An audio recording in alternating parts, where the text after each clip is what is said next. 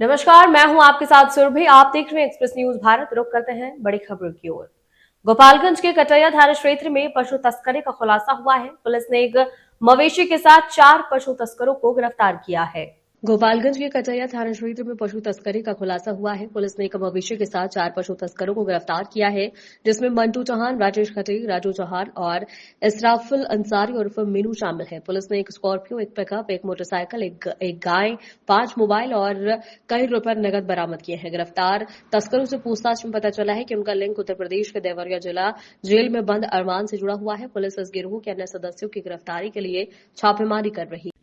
चूंकि मैं पूर्व में भी यहाँ रहा हूँ तो मुझे जानकारी है और आप सभी लोग भी जानते हैं कि गोपालगंज जिला जो है पशु तस्करी के लिए बहुत पहले से ही संवेदनशील रहा है। बॉर्डर पर होने के कारण और अन्य कई कारणों के कारण उत्तर प्रदेश और जो बिहार का बॉर्डर है, यहाँ से अक्सर तरह तरह की स्मगलिंग होती है। उसमें एक पशु तस्करी भी बहुत गंभीर मामला है। हम लोगों की इस पर नज़र है। शराब तस्करी, मादक पदार्थों की तस्करी और पशु तस्करी, ये 3 बहुत टॉप प्रायोरिटी पर है। विशेषकर इसमें गौ तस्करी का मामला हमेशा यहाँ प्रकाश में आता है। तो कटैया थाना क्षेत्र में परसों पब्लिक के द्वारा पकड़ करके एक पिकअप वाहन पर एक गाय को दिया गया था, जो कि अवैध रूप से चोरी करके लाई जा रही थी। और उस केस को फिर रजिस्टर किया गया और उसमें अनुसंधान प्रारंभ किया गया। अनुसंधान के क्रम में इसमें एक पूरे गैंग का हम लोगों को पता चला है जो ऑपरेट कर रहा है। ये पूरा गैंग बड़हरिया थाने क्षेत्र का रहने वाला एक मुखिया नाम का आदमी है। उसका बेटा है अरमान, जो कि वर्तमान में देवरिया जेल में है। वहाँ से ये पूरा सिस्टम ऑपरेट कर रहा है। उसके पास गोपालगंज, यूपी के देवरिया, कुशीनगर, गोरखपुर, इन सब जिलों से, इन सब क्षेत्रों से जो गौ तस्कर होते हैं वो गायों को चोरी कर करके या अन्य तरह के लोक लुभावन तरीकों से खरीद करके इस तक पहुंचाते हैं। और वहाँ पर बड़हरिया में कुछ ऐसे लोग हैं जो हम लोगों को पूछताछ से पता चला है कि जो बाहर से आते हैं, और हो सकता है उनमें से कुछ लोग देश के बाहर के भी हों या पश्चिम बंगाल और अन्य राज्यों के हों, जो आते हैं और गायों को खरीद करके अनधिकृत रूप से, अवैध रूप से उनको तस्करी करते हैं और ये फिर आगे गायें जाती हैं। हम लोग इसमें वर्तमान में सीवान तक पहुंच गए हैं, उसके आगे भी जाएंगे। इस मामले में जो मेन करता धरता है वो अरमान है सीवान का, और उसका जो सेकंड मैन है वो है इसराफिल अंसारी उर्फ मीनू, जो कि रहने वाला है मीरगंज थाना का। ये गोपालगंज जिले के ही और देवरिया जिले के जितने गाँव हैं वहाँ घूम करके कोई ऐसे लोगों को अपने साथ रखता था जिनका काम है खरीदना और खरीद करके इसको देना।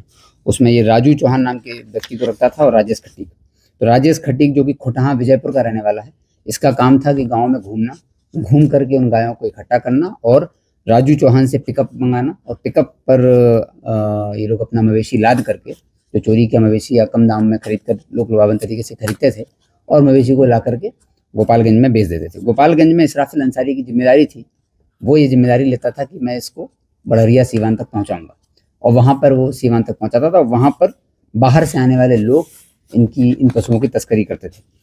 तो ये कुल मामला भी प्रकाश में आया है। 4 लोगों की इसमें गिरफ्तारी हुई है। एक स्कॉर्पियो बरामद है, एक पिकअप बरामद है, एक मोटरसाइकिल बरामद है, एक गाय बरामद है, 5 मोबाइल हैं और 1.5 लाख रुपए नकद मिले हैं।